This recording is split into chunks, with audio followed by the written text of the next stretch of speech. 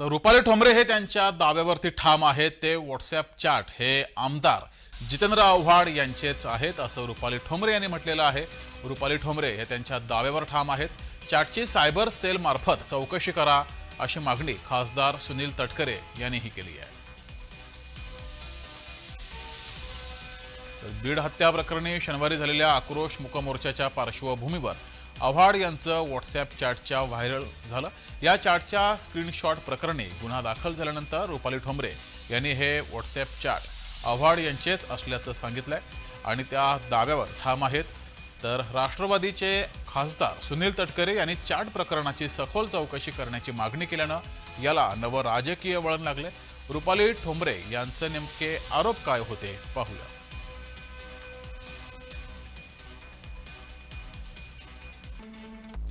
संतोष देशमुख हत्या प्रकरणी बीडमध्ये सर्वपक्षीय आक्रोश मूक मोर्चाचं आयोजन केलं गेलं। या मोर्चात सहभागी होण्यासाठी राष्ट्रपचे आमदार जितेंद्र आव्हाड बीडला आले होते। त्याआधी त्यांनी आपल्या सहकाऱ्यांना गर्दी गोळा करण्यास सांगितल्याचं कथित चॅट रुपाली पाटील ठोंबरे यांनी तो एक स्क्रीनशॉट शेअर केलेला आहे। आव्हाडांवर आरोप करणारी एक पोस्ट टाकली आहे। आव्हाड कुटुंबाला न्याय देण्यासाठी आले होते की आग लावण्यासाठी सांगून टाका आव्हाड भाऊ असं रुपाली ठोंबरे यांनी म्हटलंय। सदर चॅट आपले नसल्याचा आव्हाड यांचा दावा आहे आणि ठोंबरेंविरुद्ध बीड पोलिसात तक्रारही दाखल करण्यात आली आहे। पोलिसात तक्रार दाखल झाल्यानंतर रुपाली ठोंबरे त्यांच्या वक्तव्यावर ठाम असल्याचा त्यांनी दावा केलाय। पोलिसात तक्रार दाखल झाल्यानंतर त्यात ठाम आहेत। तर आव्हाड यांच्या भूमिकेवर राष्ट्रवादी काँग्रेसचे प्रदेशाध्यक्ष सुनील तटकरे यांनी शंका व्यक्त केली आहे। याची सखोल चौकशी सायबर सेल मार्फत व्हावी अशी मागणी तटकरे यांनी केली आहे। चॅट आज प्रसिद्ध झालेला आहे, त्याची सुद्धा चौकशी सायबर ब्रँचच्या मार्फत त्या ठिकाणी व्हावी आणि सत्यता असेल तर प्रत्येकाचं सत्य स्वरूप काय आहे, त्यांचा चेहरा नेमका काय आहे, त्या घटनेच्या संदर्भातलं गांभीर्य आहे की त्यांना नेमकं इतर काय साधायचं आहे, ते आपोआपच जनतेच्या समोर येईल। माझी स्वच्छपणाची भूमिका आहे की घटना घडलेली अत्यंत गंभीर आहे, त्याची सखोल चौकशी व्हावी आणि कठोर कारवाई केली जावी। आव्हाड यांनी सदर चॅट आपले नसल्याचा दावा करताना या प्रकरणात जातीपातीचा राजकीय वाद आणण्याचा प्रयत्न जाणीवपूर्वक केला जातोय।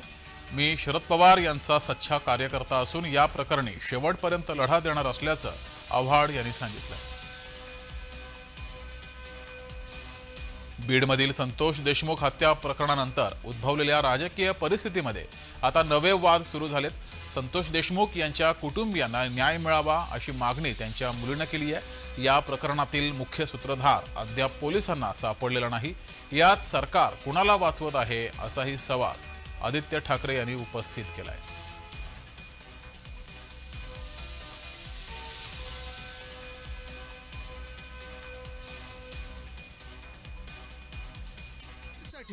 आणि परभणीसाठी खरोखर हाऊसमध्ये जे दस साहेबांनी असेल किंवा आव्हाड साहेबांनी असेल भाषण केलं ते ऐका, त्याच्यावर मुख्यमंत्र्यांनी जे उत्तर दिलं ते ऐका।